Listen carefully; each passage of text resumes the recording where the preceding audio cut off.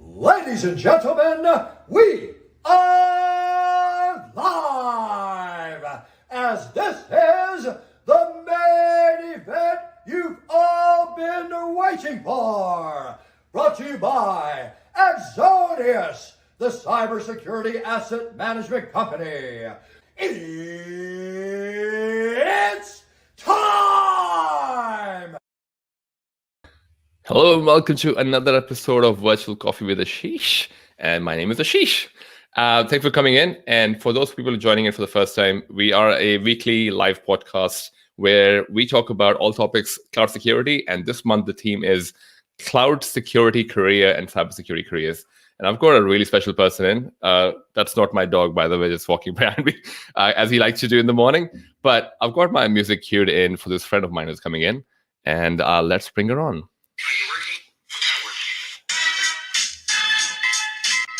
Hey, welcome, Lee. Thanks for coming. Thanks for having me.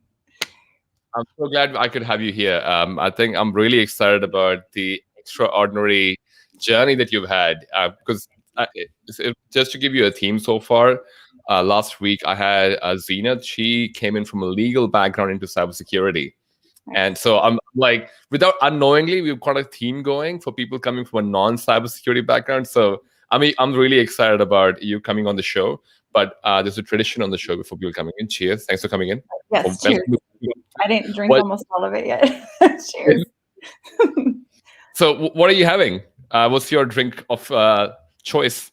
Well, it is 3:00 here Pacific time, so it is time to drink some vodka and some orange juice because it's a little healthy too. Gonna have the vitamins. Oh, nice. Yes, and I believe vodka is low calorie as well, so that definitely goes a long way. Yeah, and you're just coffee because it's bright and early, or yeah. So I'm talking to the people, talking from the future to people in the US. So yes, definitely. We've got a few people coming in as well. Good day, Vinny. Thanks for coming in, man. For others as well, feel free to drop in a hello and ask any questions you like from Lisa. But I'm gonna start somewhere because I feel I've known you for some time. But for people who may not know Lisa, what was up? If you can tell us a bit about yourself, and I guess then we can go into obviously what you currently do. But yeah, maybe start there, and then we can, because I don't know, just straight jump into the what was in the past. So if you can tell the audience a bit about yourself and what do you do currently? Sure. Yes. My name is Lisa. I head up security at PagerDuty. We are most well known for on-call notifications. If you've ever been on call, we've woken you up at night, I'm sure. Yeah, but I head up the security team. So we are a team that covers product or application security, infrastructure security, and compliance. That is my world. Oh, nice. And I think the theme of the show is you have an interesting background from when you started to where you kind of are today. So executive assistant. I'm going to let you share the story. So was it executive assistant to a CISO all the way to head of security? I'm sure it didn't happen one day, but it took a while. But what was the kind of the transition that you had to kind of go through? What was why cybersecurity is my first question. That's a good question. Cybersecurity is really interesting, and it's always changing. And it was just, it just sparked my interest. So like, oh, this is something that you can like go different directions with, and it's dynamic. And yeah, that pretty much drove me to it. I thought it was some cool stuff. I had always been interested in computers, so it like well aligned with what I enjoyed doing in the past. Like I am Gen X. So Yeah. I like Yes. my Represent. yeah, I know. So we had a conversation about Gen X music, and we can maybe get to that, later Yep. in the podcast. But yes, so Yep. Gen X. I love being Gen X. But I was luckily exposed to computers fairly young, and I really enjoyed figuring out how they worked. And that was part of what also, made me excited about cybersecurity, because I was like, oh, I've done this. Like, I know this. This is the stuff I was doing for fun. And this is like a real job, or was sort of a job in the 90s ish. So Oh, that's actually, where it so got started. it's an interesting. So if you already had an interest in cybersecurity before, I mean, it just that you just didn't know it was a job. Like it was something that you can get paid for. Yeah, I mean, mostly just in computers. Like one of my first, previously to being executive assistant, was help desk for Apple. Like I liked figuring out how to, like, I don't know, do walkthroughs for the games I was playing and figure out how to make sure the computer was working. And I was going to school for graphic design, which was a thing at the time that you could do in the 90s, because not everybody had Photoshop Yes. yet. Nobody had G4 Yep. yet. And they were just like, oh, what's this Mac thing happening over there? So yeah, yes. So it was just that kind of, I think, drew me more to cybersecurity, because it was about computers. And then I was working for Apple as help desk, like tier 1, literally telling people to plug their computers back in so they could work again. Ended up at the executive assistant role eventually. Oh, wow. And so what was the biggest hurdle? Because I imagine, so you definitely had a bit of a technical, I guess, inclination, for lack of a better word. You just learned it yourself, and you had your first job there. But I don't imagine that leads you to cybersecurity. As in that makes it easy to turn from an EA into, I guess, a cybersecurity role. So what was some of the biggest hurdle that you came across when transitioning from the moment you decided, actually, great job as an EA, but I think I want to do a full-time job in cybersecurity? What was the biggest hurdle? The biggest hurdle was probably just being my best advocate. Like, I think I'm still not great at doing that, where I like just saying, okay, I can do this, and saying that for myself. It was kind of in the camp of like, well, if I do a good enough job, it'll speak for itself. Clearly, like, I'll be promoted, because what else is it going to do? I'm great. And so, like, that was part of it, of being able to, like, speak up and say, wait, I really like this. This is a thing I want to do, and I'm good at it. And being able to say, I'm good at this, without waiting for other people to say, you're good at it, you should go do this. And I did report to the CISO. So I reported to, I was just doing EA jobs. I was doing executive assistant jobs. My degree is in business administration, not technical. But when I was in school, you could only go for, like, computer science. This was not, like, security was not a thing. You could be like, I could be a computer science major, and that's pretty much it. Again, Gen X. Yeah, I know. It's like, now it's sexy to have like a degree in cybersecurity, but it was never a thing before. Yeah, and it felt like so contained, where it's like, it was broad then, but it was just, it felt like I could figure that out. So did you start doing, I guess while you were EA, you started incorporating, I guess, some of the other parts of the job as well. So that's how you kind of had that first shot. Yeah, definitely. I think when I initially interviewed, I was an EA at CoreLogic. I was living in Dallas in the time. I interviewed for the executive assistant role. And once, it was just like a perfect match. It's like, oh, you also know about computers?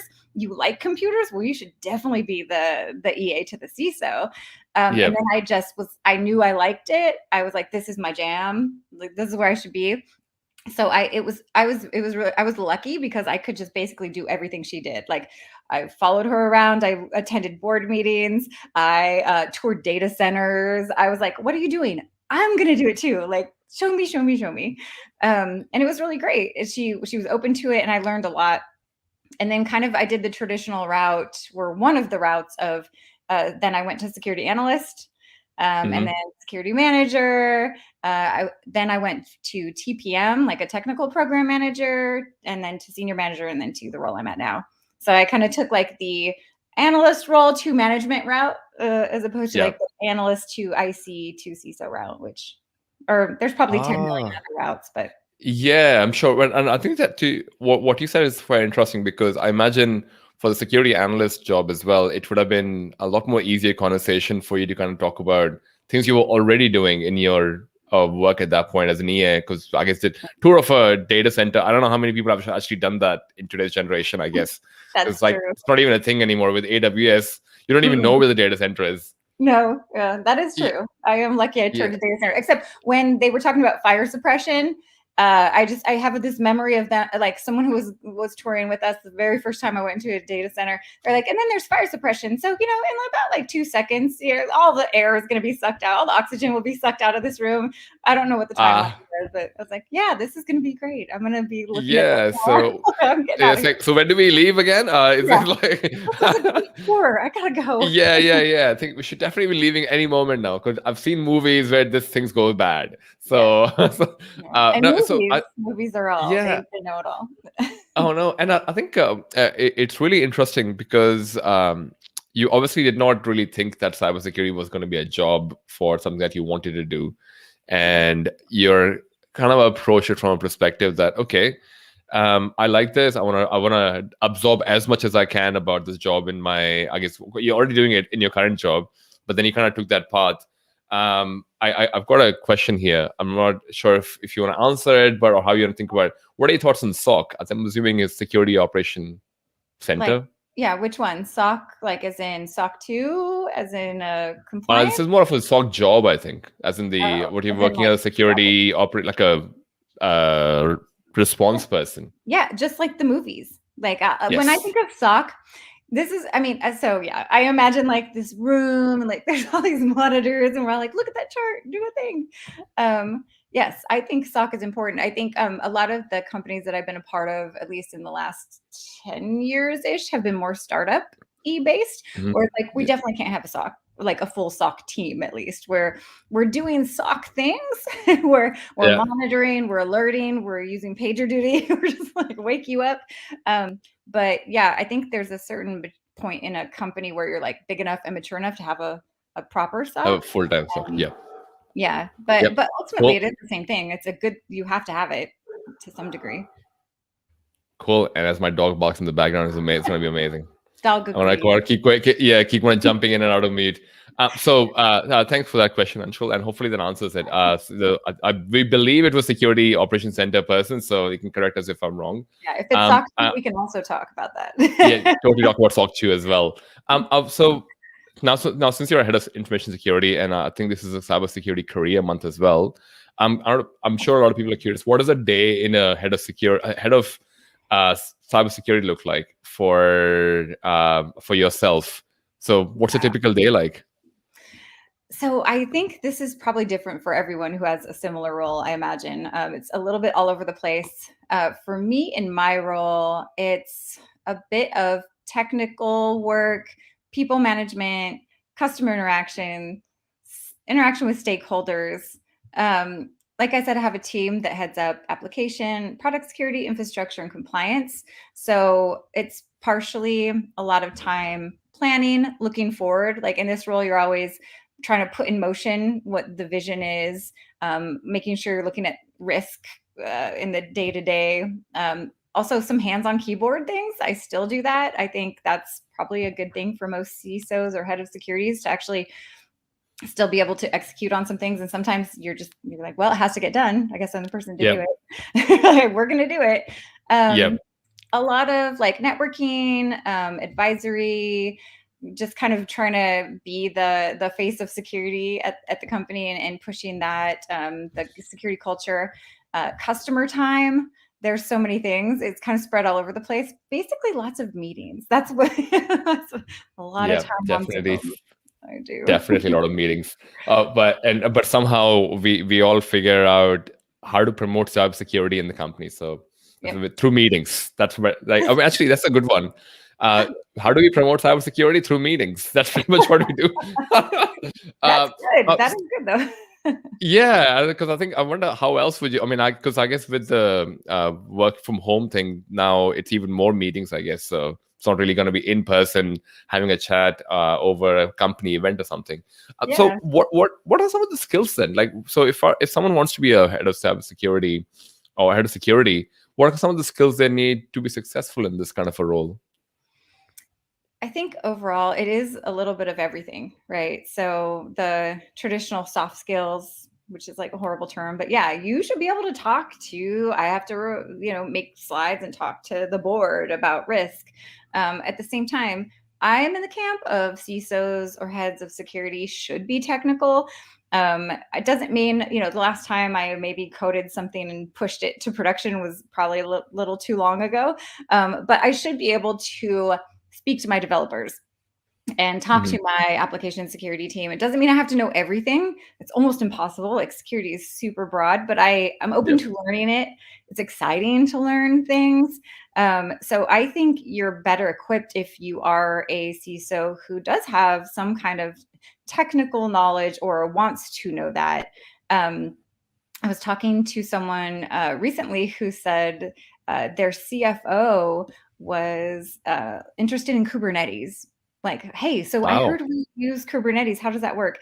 Like, very similar. Like, what? So the CISOs should definitely know this. Like, I don't need to know every single thing about Kubernetes, but if it's a tool we're using, I should know about it. That's going to make me a better CISO. Um, so I'm definitely in that camp of like, oh, maybe I wasn't familiar with AWS before because I had a data center that I was afraid of Yep. was going to suffocate me. And now I should probably go take a class with AWS. And maybe it doesn't mean I have to be an expert. I don't have to know everything about AWS. I am, but maybe I should have kind of the basic ideas about how AWS works.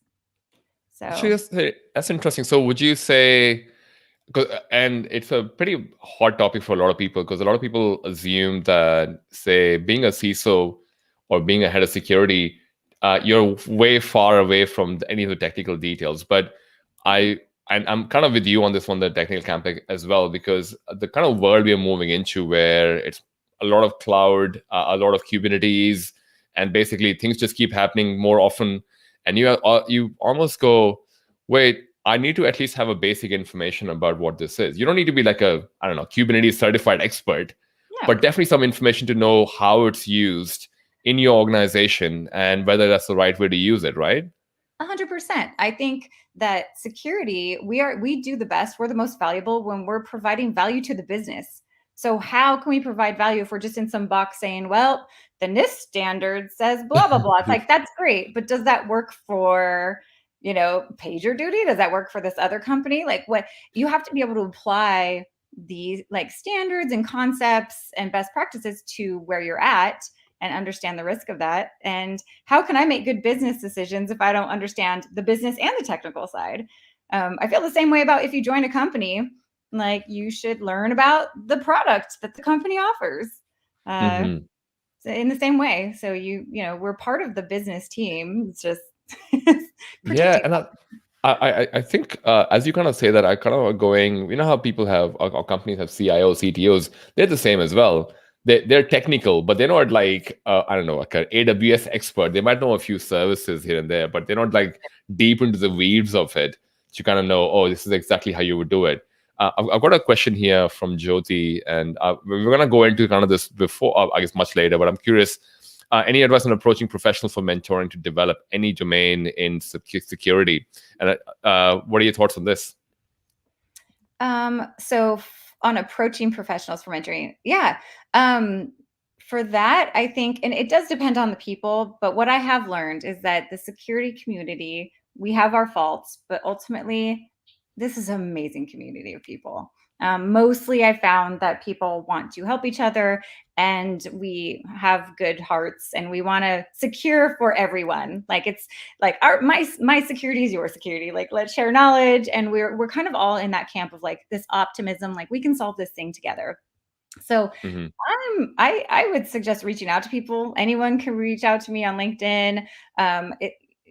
Reaching out just with the people who maybe do someone you look up to or someone who you've got a question for, like try to reach out to them. A lot of people you will probably find are actually very receptive to that.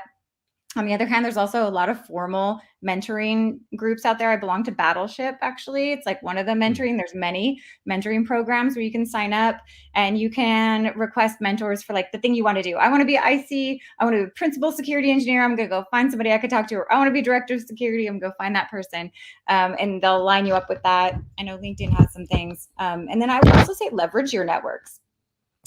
Get to know like whatever you're interested in. Find those people, because it will be, to me, networking and that sort of like finding those areas has been so important. You've got like OWASP or Women in Security and Privacy, like some women organizations, or Dev Color, Black Engineering. Like you can find kind of where you can network and what's most comfortable, where you find your joy, and find those people. Oh, actually, that's a good point, because the hardest part is identifying which domain, because cybersecurity is so wide as well. Depending on the domain, if you kind of select one domain, then it's next is a matter of finding someone you feel who would be a good mentor for you in that domain. Would that be kind of a good way to describe it? Yeah, definitely. I think there are certain things like OWASP, for example, like you're probably going to run into people who code and are interested in security standards for SDLC, probably. Yeah. Or if you're into like GRC, there's working groups for that. And it's always, most people are open. If they don't know, they'll probably direct you to the right, like, oh, you should go see this group. This is in your camp. Yeah. And actually, that's an interesting, because that kind of feeds into another question that came from Anshul about, his question was around what are some of the prerequisites to get into a SOC thing. So I think, and it's a bit of out of scope for this conversation, but it's kind of a similar thing. If you're interested in SOC, it's about finding someone who's already in SOC to tell you what's the field really like, what's a day in a life of a SOC person. And not that it's I kind of find two ways for it, and you can correct me if I'm wrong. I normally found that if you reach out to, say, someone like yourself, you can tell the reality of what it's like living as a head of security, because people may have perception of what that role is from the outside. Oh, looks like a pretty amazing role. You work for you get to do technical thing as well. You get to do compliance, board. It's a really great mix. I think this will be perfect for me. But then they talk to you and you tell them the reality of it and go, oh, I actually thought it'd be like a lot more different. But I definitely feel like from that perspective, it's worthwhile reaching out and knowing what it's like. I mean, I don't know. What do you think? I'm totally with you. Like, people be like, oh, I didn't know you spent that much time in meetings. Or when I attend stand-up, because I'll attend stand-up with my team, and I'll post the things I'm doing, and they'll be like, damn, I didn't know you work. So I didn't know you actually did work. I thought you were just in meetings all day. It's like, wait, no, y'all, I do both. For this question, I think it's interesting to like take a step back almost and say, how do I get into security, let alone like a SOC team? Because I think the answer is pretty similar. If on our team, even, I came from business degree, executive assistant. On the team at PagerDuty, we have people who've come over from customer support, from IT. I have someone with an audit background. I have somebody who went to school to be a medical doctor. I have two people who were in education before they came over to security. So even if you just want to get into security, or then specialize, which happens a lot, because usually once you land, you're like, oh, actually, I like that part. Somebody else can do, network security. I really like coding and spending time with developers.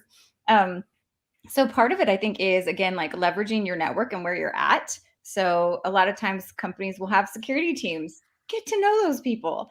They can help you, and also help you in a place you're already at. If you enjoy the company you're at, you leverage that. A lot of companies do want to like grow from within and train. Also, a lot of companies do have reimbursement for education. So that's a good thing to leverage if you want to get into like SOC or any other thing. Ask your company, like, do you pay for reimbursement? Because it'd be great. PagerDuty does. Like, I can go learn. I can go get certified in AWS if I wanted to, or whatever brand new tool, fancy thing comes around, I can at least go learn it.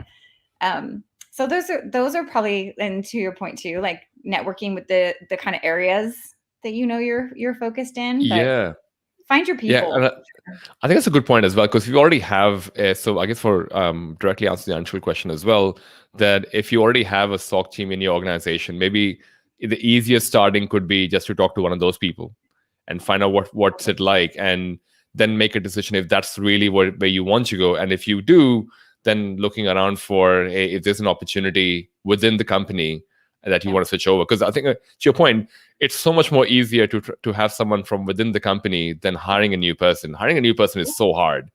Yep. I totally agree. It's nice because the person from within the company knows about the company.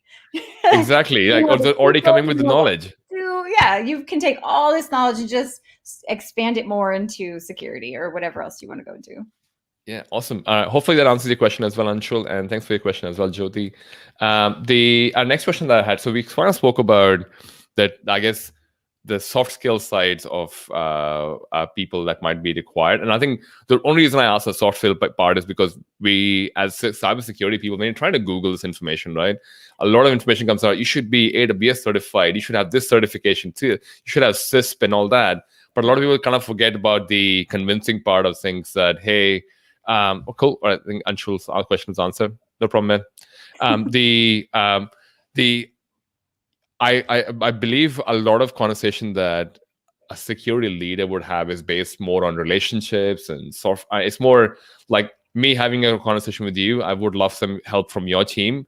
I need to have a relationship with you in terms of going, hey, how can we help you? How can we work together? And what's it like? But a lot of people don't kind of focus on that. There's almost a focus always on, oh, what's the skill set in the cybersecurity team? Do you guys do application security operation? What is the skill set? But it goes technical really quickly. But would you, how much of the job do you reckon is just working with other people instead of technology? All of it. No, no, a lot of it. So much is people, and again, it does depend on the company and the level, like where you sit in the company too. Because you know, if you're an IC and you're comfortable spending your time like hands on keyboard, chances are you can probably, depending on the size of the team, you could probably get away with that. You're like, I don't want to do meetings. I don't want to negotiate like funding or anything. But when it comes down to it, as you like, especially once you're people manager, those soft skills or whatever, they do come in, they're requirement. I have to be able to explain. I need to be able to speak technically with my engineers and then explain why that's important and how it relates to the business, to ELT or stakeholders, and explain how we as security are building this thing that's going to help you move faster or make more money, or by automating this, or if you do it early, like the whole shift left thing, right? Let's scan our code early. That way we don't have to have like 10 cycles in your sprint about remediating vulnerabilities because we actually stop them in the beginning. So all of those, all those things, there's a lot of negotiation, and without people skills, and I think the other thing that I will end on, then I'll stop talking about it, is I do think knowing the business is a big part of that, because you can't make good decisions as a security person, or actually probably any department in the org, if you don't know the business, and you don't know what the goals are of the business, because then you can make the right trade-offs.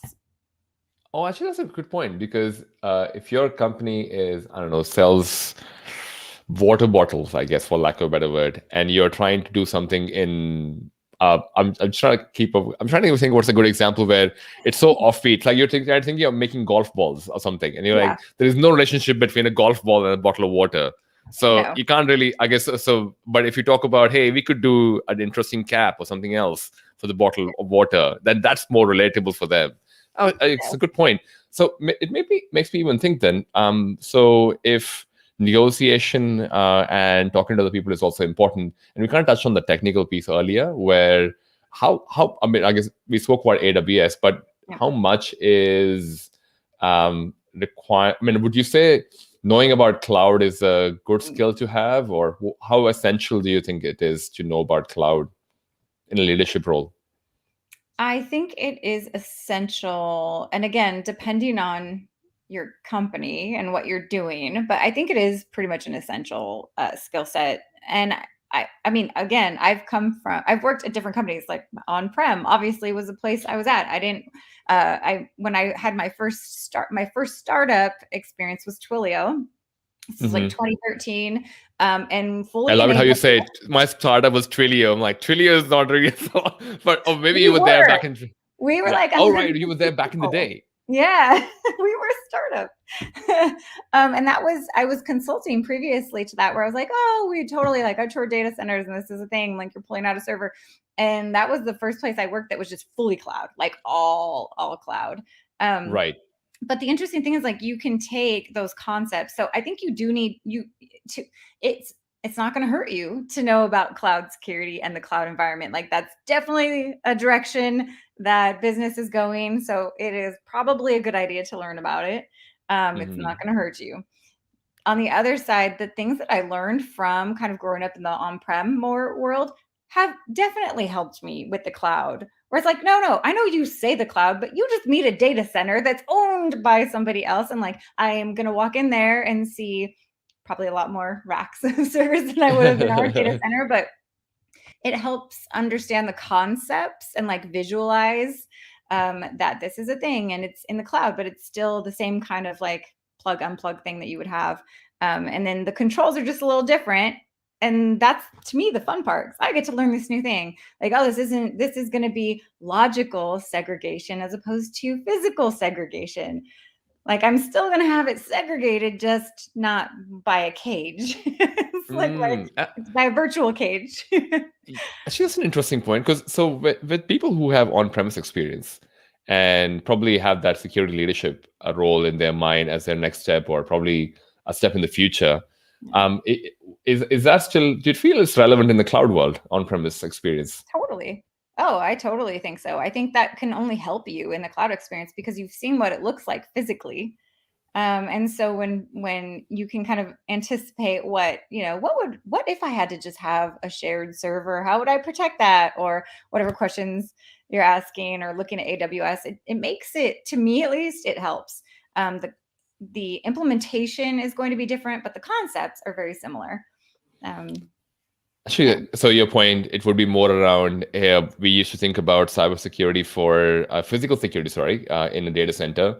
You don't have to, someone else takes care of it. So it's almost like picking what you need to worry about and what you don't need to worry about coming from an on-premise experience. Yeah. Oh, yeah. I mean, from knowing the audit side of the house too, it's like, well, I trust AWS. I hope I do because in there if I don't, so does the other businesses in the world. And it does kind of, you're transferring the risk, but you're transferring the risk to like a well-known, hopefully somebody you vetted kind of data center. So interesting. So, and actually that's pretty good to know that. I mean, I imagine a lot of people do have on-premise experience and have had that experience for a long time. And for them to transition into a leadership role, probably moving into a cloud space, they would still be able to find themselves being relevant, I guess, using that experience. So, is there a particular topic in cloud security, or what are some of the topics that you kind of have to or feel maybe important to know about? Not too much in detail, but just a few topics that people should know about when they're trying to go for a leadership role in a cloud first kind of company. I think another thing I think we should do more of, but I would recommend doing, just leveraging open source tools for companies that are well known for that. So like I know PagerDuty, we open source our incident response and our security awareness training. Segment recently open source, I think, some developer training. Like I love that we do this as a community, and I want us to do more of this. Like you can leverage those things. See, dog agrees. Dog's like, yeah, he's bagging his check. I saw. Yeah, he's like, just keeps coming into the room. I'm like, just let me finish this. Oh, it's just, and now he's locked himself into the room. That's what's happened. Now he wants to go out. Sorry, we digress.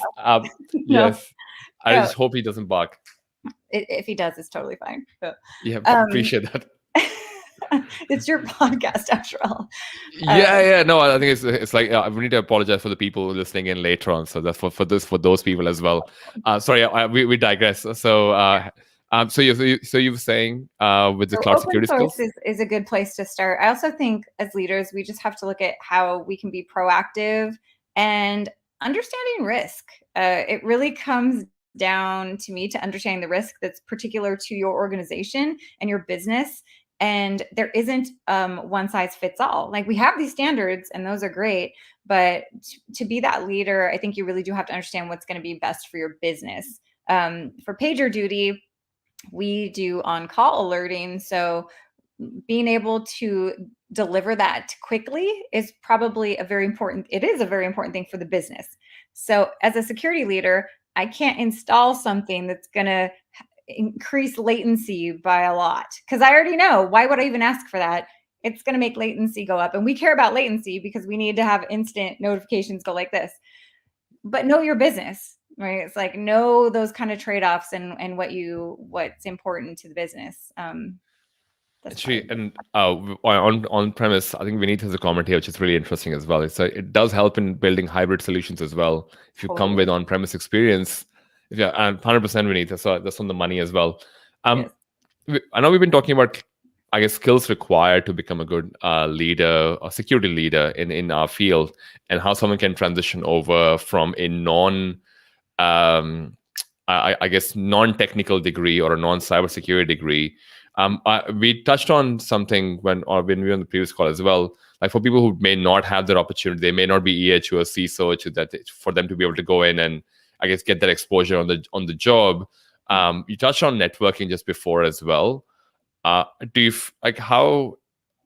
would you I guess talk about networking from a perspective that, say, someone maybe from a non-technical background, probably another EA who may be listening into this and going, I'm not an EA to a CISO, should I become an EA to a CISO so I can get that experience? Or like, what are some of the things that they could be doing to get into this field?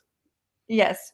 I mean, yeah, sure. If you can be an EA to a CISO, that's a great, that works for me. I think there's a lot of different ways to get into the field. I think the biggest advice I would give is to find your passion, because that'll probably lead you into your door to the field. So like, for example, someone on our team, our technical program manager, she came from an educational background, and she was trying to solve a problem in education. And she was like, this would be so cool if I could build this thing that would automate this and solve this problem. And that was very security related. So she was already thinking like that. Or if you want to learn code, think of a problem you want to solve, because that's going to be way more interesting in writing code. Like, I want to learn Python, but what's the kind of thing I have to do, or I really want to do, so I can learn this? And I think that kind of goes same with the career. Like, yes, leverage your network, leverage your company, find the people you can talk to, and then find your passion. If you really think, I don't know, like, home security is your passion, you're like, I really want to check out, I don't know, Nest and Ring, and I don't know, whatever else, Chime. Like, I want to figure this out. Like, play around with it, because that'll be your passion, and that'll lead you towards that almost automatically. Yeah, if you seek it out. Yeah, actually, that's interesting, because you mentioned about the Nest and Ring as well, because everything that we're surrounded by technology on a day-to-day basis, and to think that cybersecurity is just about, or it's in a professional setup, but even for a security analyst role, a lot of the times the questions are revolving around the fact that, what have you done recently from a security project perspective? Could be a home project. What did you do to, I don't know, like, keep your home internet safe? Yes. Or whatever else? Even that's a great project to work on. Totally. I totally agree with that. Like, add it to your resume. Like, I know how to do this thing. It's networking. Yeah. It's actually, I mean, it sounds like it may come as a common sense for a lot of people, but we kind of keep circling around the fact that actually, and this maybe for non-technical background people may be like, oh, I didn't really think that was a relevant qualification. Totally relevant conversation at that point, right? Yes, I totally agree. Like, security education. I don't know. I taught my parents how to use 1Password. Like, that's literally that's a great skill. Yeah, it's a good skill. My God, yeah. Actually, security awareness is all about this. Actually, and talking about security awareness makes me think that, so you seem to have like a diverse team as well, from diverse background, non-technical backgrounds, quite lovely. So clearly you hired really well. So congratulations on that. And I was curious in terms of what are your thoughts on hiring for, like, any cybersecurity leaders listening to this who obviously want to, I guess, attract diverse background people from non-technical background? Because I definitely believe, coming from a non-technical background, they automatically have an advantage, because they're not, I guess, they don't have the bias that we were given as part of our technical training. They question everything, and that's perfect, because they're like, why do you do this? It's so stupid. I'm like, No, this is what I was taught. But Yeah. I guess what you're saying is right as well, because it's pretty far automated. So I'm just curious to know from you, what are your thoughts on hiring and maybe some of the ways you've been able to attract the best individuals in the job? Yeah. Thank you. And I totally agree. Like we have interns that come on. I was like, oh, you have like, you're so excited about this. I love it. And then you get to us and we're like jaded. Not that jaded, but yeah, I still try to be optimistic. Yes. So our team is majority women. We are diverse in many other ways as well. I think if you're trying to hire diversely, the first advice I would give is create the team that you want that person to be at, like create that company, because people work for people. People want to see that. It hasn't been difficult to hire a diverse workforce in security because people see the team and it's like, oh, I clearly belong there. I like see people like myself there. Mhm. I think that definitely helps like be that thing that you want your team to be. So practice what you preach, put in the work, as my Yep. intro song said. Yep. um, Yep. you got to work. You got to put in the work. And I think networking and really reaching out to people directly on LinkedIn and genuinely creating some connections is really useful. Don't rely on your recruiting team to do everything for you. I know it's not the super popular opinion, but put in the work. I also think when you see, call out things you see. Like if I see candidates coming in for principal engineers and everybody kind of is looking the same or coming from the same place, I'm going to question it. I'm like, why? Why am I seeing this? Is it my network? Is it the recruiting? Are we just recruiting from this one school? Like what is happening? I want to Mhm. see diversity, like no matter what my team ends up being. I want to Yep. see like I want to see diverse candidates from different backgrounds, different schools, I don't know, everything. So And do you feel like I think you kind of mentioned an interesting thing. As a leader who's hiring, you probably are a good person to even question that. When you see, I guess obviously we may be hiring for our team, but we're not the ones who are actually actively putting the job ad out, or there's someone helping us out with that. So when you see a particular pool of candidates come in who, I guess to your point, have a similar background, you're almost like, oh, I wonder what the place where we're advertising is the right place to advertise. yeah. Or I wonder if the place we are reaching out to, if they are the best people to find diverse candidates in the first place. That's actually, I didn't ever thought about it from that perspective. That's a good point to kind of call out, because it's not just about going through the standard channels of, oh, this is what we get because no one else is applying for the job. Maybe it is the source itself for where we're looking. Yeah. Or what's in the job description, right? Like, did we have some crazy stuff in the job description? Like, oh, you must have 15 years experience and you must know AWS and you also must know Elixir. That must be your code base. Like, I don't know, just picking like Yeah, exactly yeah, what's yeah. perfect for that company. And like, no, do we want to talk to someone and step away from that experience and have them saying, oh, you know what you're talking about. I have trust in you. Like you would be great here. You're thinking about solving problems. You're thinking about these things instead of like the check mark thing. I've got a question here from Jyoti as well. It's kind of on a similar vein as well. Entry-level cybersecurity or cloud security roles demand certification or prior experience. Any thoughts on how to approach it or how to be equipped? Yeah, good question. Thanks. I'm not the biggest fan of certifications, but I do think early in your career, they are a good indicator that you went and learned a thing and you learned it well enough to be tested on it and certified in it. And a lot, yeah, if a role you want requires it, I think it's fine. Like I've had certifications. I think I got CISM because it was a requirement for the thing that I was doing. I didn't renew it. Yeah. But I think Well, yeah. it's Just a going to help comment as you. well. CSSP for a junior role. Yes, that Yeah, would definitely be it's a only great certificate to have a junior role. like a 4-hour test. No, I Yeah, think that's it. Security Plus is a good starter. Security Plus is a good first kind of cert, I think. And then it depends on what you're into, like the certified ethical hacker cert, if you're interested in going that kind of pen testy route. Mhm. CISM is not a difficult, in my opinion, not as long. I think the test is shorter to think back. But there are, depending on your route, also those kinds of roles. But I think Security Plus is still pretty legit. SANS Institute, Hackbright Academy. There are a lot of certification courses that you can find that are relevant to what you want to do, and also scholarships. They all offer scholarships. That's awesome. And so we definitely believe certification has some role in the beginning of your career. So maybe depending on where you are, Jyoti, that could be a good start as well. Coming back to the hiring pieces, so we've been able to at least talk about checking the source for the hiring.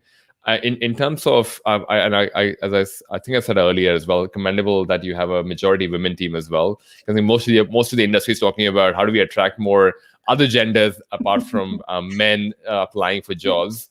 Yeah. So what could leaders be, I guess, doing to attract other genders for their job? And not that it's I don't think it's a problem, but I think it's one of those ones where sometimes when you see all men coming in as applicants, to your point, is that more the application itself, or is it just that we're not talking about it in, I guess, in the right circles?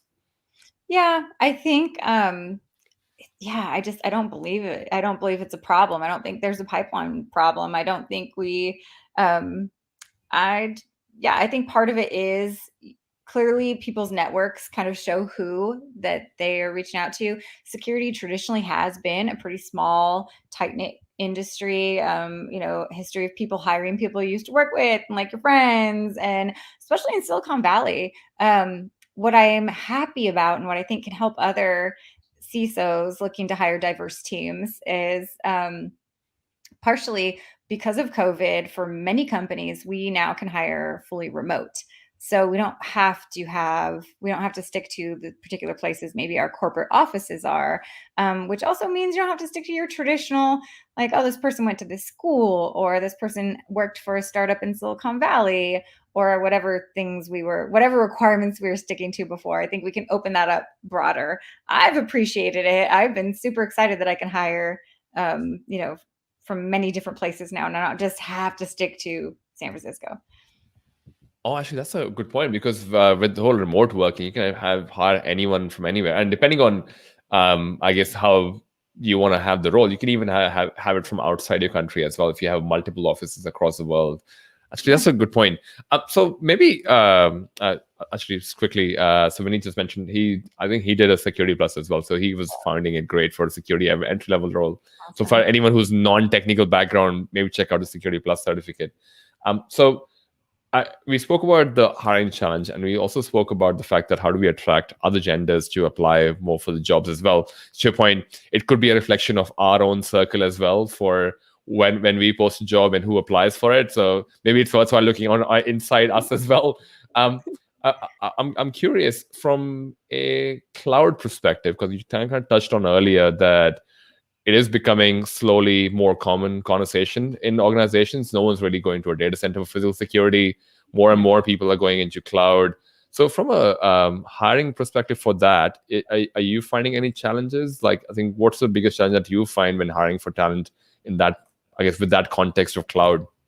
Yeah. I think, again, hiring challenges I've seen tend to just be from being too specific. It kind of goes back to our conversation before of, if you want somebody who understands the cloud, then is it necessary to put AWS as a requirement or Azure as a requirement? Maybe you just want someone who understands how cloud stuff works, and it's going to be different. But to me, I'd rather have someone who understands those base concepts, as opposed to, like, I'm hoping they're excited about learning. They know they're accepting this job. They know they're moving to whatever we're doing here, and want to learn it. Again, if you're hiring for a super senior technical role that you're looking for this, like, I need you to be AWS IAM, like, knowledgeable, sure. Yep. You're gonna tune it to that. Mostly getting someone who understands base concepts of things and is interested in learning whatever it's moving to, I think is probably some of the best advice, and updating job descriptions to be more like overall knowledge as opposed to super specific. Actually, that's an interesting point as well. I'm learning so much from this, because a lot of the conversation, if I were to kind of go back onto the hour that we've spent together so far, a common theme that's come across is having a more broader approach to hiring in terms of not just calling out specifically AWS, unless you're looking for a senior role, but for someone who's transitioning over from a non-technical or a junior role to another junior role. Maybe it is important for us to talk about from a broader perspective. Just because you have an AWS certificate doesn't really mean you can't do Azure, you can't do Google Cloud. You can still, it's still cloud. You can just probably pick up, okay, this is how it's different, but it's a similar concept. Yeah, I totally think so. And everything changes so quickly anyways, too. Like, that's the fun and interesting part of security. So if we're married to some old technology, it's probably not going to go well for us in security, because it's going to change pretty soon. Like, oh, Kubernetes, it's hot. Oh, this thing is hot. All of a sudden, Python's a language to use. I don't know. There'll be something different. Like, if I just stuck to COBOL my entire life, I'd have like 3 jobs I could go work, and they'd be for the government. Actually, I've got a comment here. Australia has one of the most stringent hiring when it comes to security jobs. I'll probably take that one. Neon J, I would definitely love to have a conversation with you, my friend. I don't know why it's most stringent. Maybe it's a visa condition, but could be. So I'll definitely have to take that out, touching on it. But I'm towards the end of my show as well, so I do want to keep a close check on my timer for the time that I've asked you for your weekend. But I've got some fun questions towards the end, and just 3, not too many. And so, first question being, what do you spend most time on when you're not working on technology or cloud or cybersecurity? I play video games. I do. I also sew. So I actually went to fashion design school before I was at EA. All right. Wow. Well, you and I have more things in common. I just thought probably my wardrobe somewhere. Oh, there you go. It comes in the background. Yes. I love it. So yeah, so I sew in my spare time. I find it very meditative, and I like being creative. I also think security is a creative industry and role to have. So you got to kind of think, like, how am I going to solve this? I also play video games. I'm really the best at couch co-op. For anyone who wants to know, I enjoy it. I'm not saying I'm really good at it, actually. But like being able to game with somebody, it's probably, I probably spend a lot of time on Xbox when I'm not sewing. That's so sewing and Xbox. It's great hobbies to have. It's like, very broad. Because it's such extreme as well. It's almost like, I imagine Lisa sewing on one end, and then next minute she's on the video game, just basically smashing the keyboard or smashing the keys. And winning. Right. Yeah. I like and winning, totally. And then fixing a dress over here. Yeah. Yeah, wow. There you go. So a very diverse skill set over there as well. Our next question, what is something that you're proud of but is not on your social media? Wow, I can't really say because it's not on my social media for a reason. Overall, I would just say my daughter. Oh, nice. I find that it's a tricky question to ask as well, especially when you're just thrown the deep end straight over. So great answer. Your daughter's got a cookie. What's the brownies points for you? Yes. Brownie points. Brownie points. So last one. What's your favorite cuisine or restaurant that you can share? Ooh. Oh wow. So my favorite place is a place that I can't remember the name of in Barcelona. So I love I love the tapas, like small, like get a little bit of everything style. That's the way to go. Yep. Like, I want to eat it all. I don't eat like a whole bowl of it. So we were in Barcelona, and there was this place where the food was just so good. I think I went back there like definitely twice, 2 or 3 times during the trip there. And if I find the name, I'll send it to you so you can share it. But it was amazing. Like, by far, Barcelona had the food. And I was like, I could live here. I could live here. This is how I could do. I could eat at 9 or 10 at night and just have little. Yeah. I was like, this is my place. I feel like you and I have so much common there as well, because that reminds me of a trip that my wife and I did to Japan. And on the way back, so there's this place in Osaka called Dotonbori Lane, which is like kind of what people take shots of, as it's just basically a whole street with street food vendors. And being Japan, I guess all the food was really amazing, and kind of like we kind of enjoy taking bits and pieces from everywhere. Yep. The first time we went there, after that we were going to Kyoto, and we were gonna go straight from Kyoto to Tokyo, past Osaka. But we loved the food so much, we stopped there in Osaka on the way, got a new ticket, totally ditched a previous ticket so that we can just try the place again. So I can totally appreciate and respect the fact that even though you're traveling to a country or to a city, you go multiple times to the same place. 100% respect for that, because you just like, you know that when you go back, this is not going to be there. It's not like just keep experiencing it as much as possible before you kind of walk away from the place. I love that you've had that experience. I totally agree. It's like, yeah, we should try something else while we're here, but that place. So Kyoto, I had a restaurant in Kyoto that was that for me. Like, oh, it was just so good. But everything that I ate in Japan was also really good. So I'm with you. I'm with you there. Yeah, I think I definitely feel like, so there you go. You and I gel quite well, even though in that category as well. I was going to ask, by the way, I really appreciate the time you spent with us so far as well. So for people who may want to reach out to you and know a bit about diverse hiring as well, and maybe grow their own team of diverse people, and maybe even get some more experience on what it's like to become a head of security, how to get there, where can people find you, and what's a good way to reach you? Yeah, definitely on LinkedIn or Twitter. Find me on there. If you send me a message, I have a busy, crazy schedule, but I will meet with people if you reach out and you have questions or want to connect. Like, again, I really appreciate our community. I appreciate you having me on the podcast. And I think not a problem. That's just something I want to continue growing for everyone that's in security. So I think practice what you preach, and awesome. No, thank you. Thank you for that. I'll definitely encourage people to connect with you as well. And those people who asked a question during during our session as well, if you have follow-up questions, feel free to reach out to Lisa. Feel free to reach out to me for the Australia question as well, man. I'm happy to answer the Australia question. But I thank you so much again for coming in on the show. I really enjoyed our conversation and representing Gen X. Whenever now Gen Z is kind of like getting angry. Right? Especially with our 90s hip hop, we gotta like. Yeah, that's right. You just have to represent. Oh my God! Come along, it's all right. Awesome. All right. Thank you so much for your time, and thank you everyone else who was listening in. We will see you next weekend, but I'm looking forward to having you again soon. Like, that's my dog, so he's up as well. Also excited. He is like, thank God this is over. I appreciate it. Thanks everyone. Thanks everyone.